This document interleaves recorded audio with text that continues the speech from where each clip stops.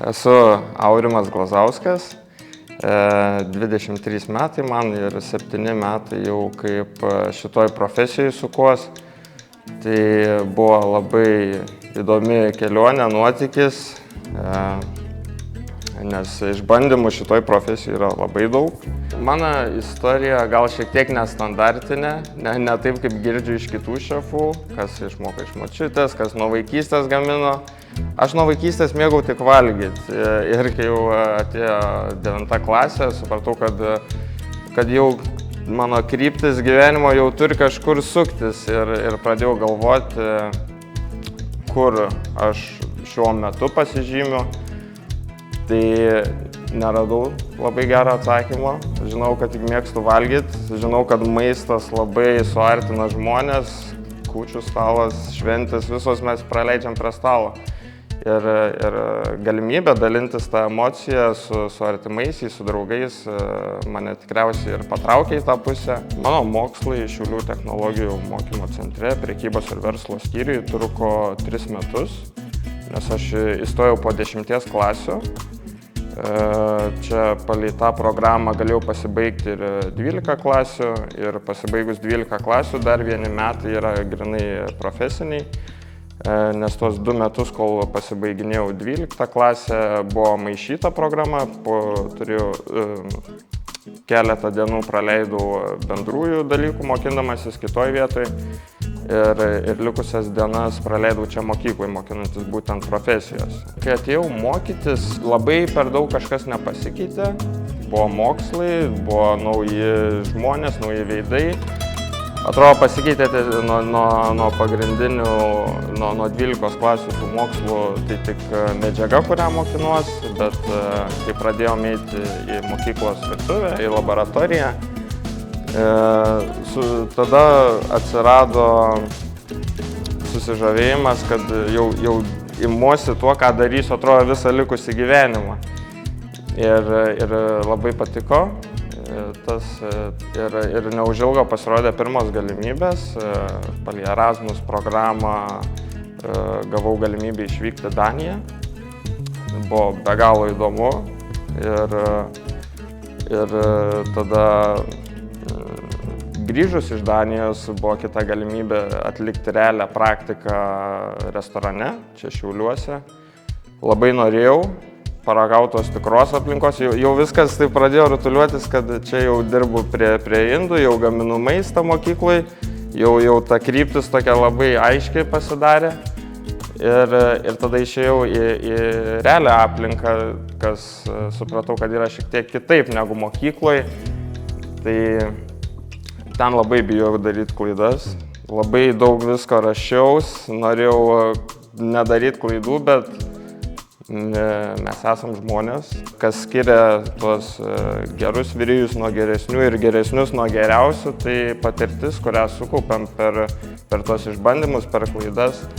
Kadangi pradėjau realią praktiką ir išbandymus sutikti dirbdamas realioje aplinkoje, dirbau ne paslaptis pas Algirdą Matačiūną, buvo restoranas Šiauliuose, dabar išsikėlė į Palangą ir pati didžiausia aistra ir tas žavesys šitai profesijai ateina, kai įgauni pasitikėjimo savim virtuvėj, kai imiesi darbų ir žinai, kad darai taip, kaip supranti geriausiai, tada pasidaro labai įdomu ir nuoširdžiai įvardyji tai, ką matai prieš save, nepasikliaudamas kažkokių kitų žmonių žodžiais, bet jau pats supranti, ką darai ir žinai, kaip viskas veikia, ta technologija kaip veikia.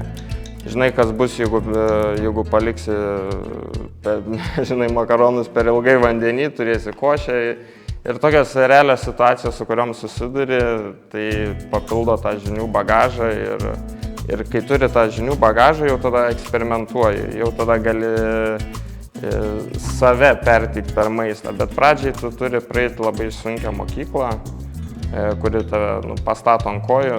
Šiaulių technologijų mokymo centras iš tikrųjų yra labai labai geras pirmas žingsnis.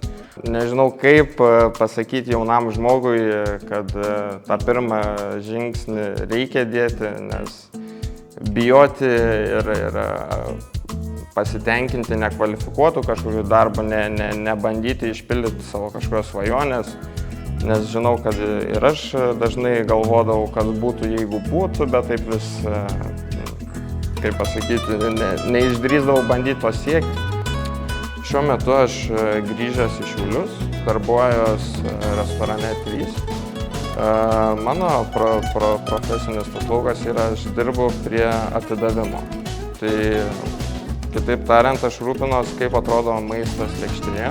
Ir man visą gyvenimą iš tikrųjų labai rūpėjo estetika. Tai gal tai ir privedė mane, kad stovėjau didesnį laiką prie atidavimo stalo. Tai karštųjų sekcija atneša mėsą, garnyrai atneša savo garnyrus karštų sekcijai, tada ateina viskas pas mane, aš tada viską gražiai sudėlioju, pažiūriu, kad viskas būtų taip, kaip reikalaujama iš manęs ir tada tik tai keliauja pas svečius tas maistas. Ir mano aistra, tai man tas ir rūpi, ieškoti naujų būdų, kaip nustebinti svečius, nes galima tą patį dalyką patiekti. Ta prasme, neribotas kiekis būdų, kaip tu gali pristatyti tą patį maistą, tai estetika mane žavi.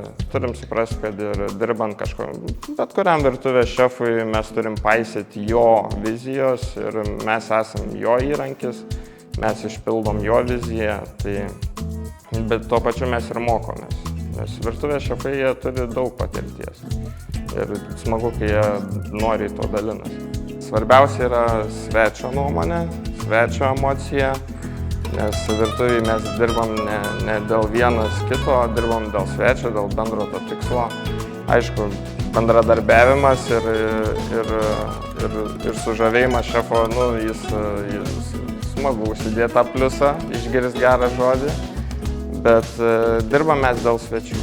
Mes rūpinamės, kad žmonės, kurie ateina į restoraną, kad jie turėtų malonę patirtį, kad išeitų dar laimingesni negu kad atėjo ir išeitų šypsodomis ir kad būtų tą dieną pajutę naują istoriją per maistą, į kurį buvo įdėta daug ir minčių, ir laiko, ir darbo, ir visos meilės nuo kolektyvo.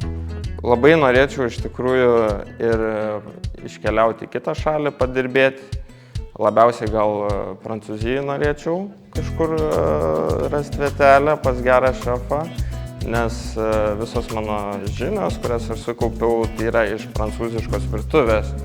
Tai įdomu, kaip tai persitransliuotų dirbant, tarkim, Prancūzijai. Tai čia tokia svajonė, nepasakyčiau gal svajonė, toksai noras, kuris būtų gerai, kad jeigu susiklostytų tinkamos aplinkybės tam. Bet šiuo metu neturiu tokios galimybės išvažiuoti ir savo restoraną turėti.